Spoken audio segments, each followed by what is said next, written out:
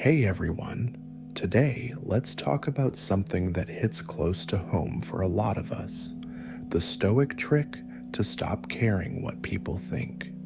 You know, that nagging worry about judgments, opinions, or how we're perceived in a world that's always watching. As someone who's spent time digging into Stoic philosophy, I've found this approach isn't just ancient wisdom.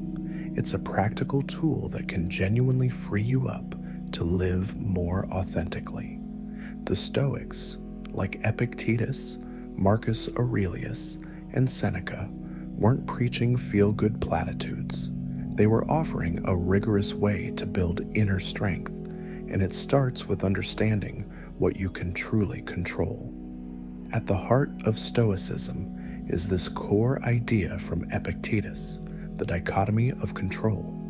He said that some things are up to us, our opinions, our choices, our actions, and everything else isn't. Other people's thoughts about you, that's firmly in the not up to us category. It's like drawing a line in the sand. You focus your energy on what's inside that line and let the rest go. Marcus Aurelius echoed this in his Meditations, reminding himself that you're not harmed by what others say or think unless you decide to let it harm you. It's about realizing that their opinions are just that, theirs. They don't define your worth or your path. In real life, think about a time when you held back from speaking up at work or pursuing a passion because you feared criticism. The Stoics would say that's handing over your power unnecessarily. Instead, ask yourself, is this judgment affecting my ability to act with virtue, like honesty or courage? If not, why let it rent space in your head? What makes this trick so valuable is how it ties into the Stoic view of virtue as the highest good. Seneca talked about living in alignment with reason and nature, where your self-worth comes from within, from being just, temperate, and resilient, not from external validation. It's not about becoming indifferent or cold. It's about redirecting your care to what matters.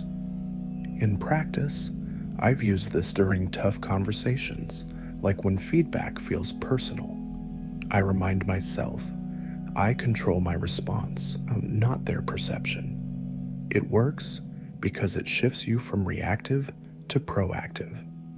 Next time someone judges your choices, maybe a friend questions your career shift or online trolls pile on, pause and reflect on your intentions. Were they grounded in your values? If yes, that's enough. The Stoics practiced this through daily reflection, like journaling what was in their control at the end of the day, which helps build the habit over time. But let's be real, this isn't an overnight switch. Life throws curveballs. Social media amplifies opinions.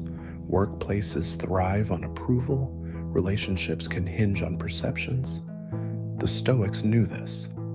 Epictetus was a former slave who faced real adversity, yet he taught that true freedom comes from mastering your mind. One exercise they recommended is premeditatio malorum, imagining potential criticisms in advance so they lose their sting when they happen. I've tried it before big decisions, like starting this channel. What if people think it's silly? Well, their thoughts don't change the value I'm trying to create. It frees you to take risks, build deeper connections based on authenticity, and reduce that constant anxiety. Over time, it leads to a quieter mind, where you're guided by your own compass rather than the crowd's. I think what draws me back to the Stoics is how human their lessons feel. They weren't perfect sages. Marcus Aurelius wrote his Meditations as personal reminders during wars and plagues. So if you're struggling with this, start small.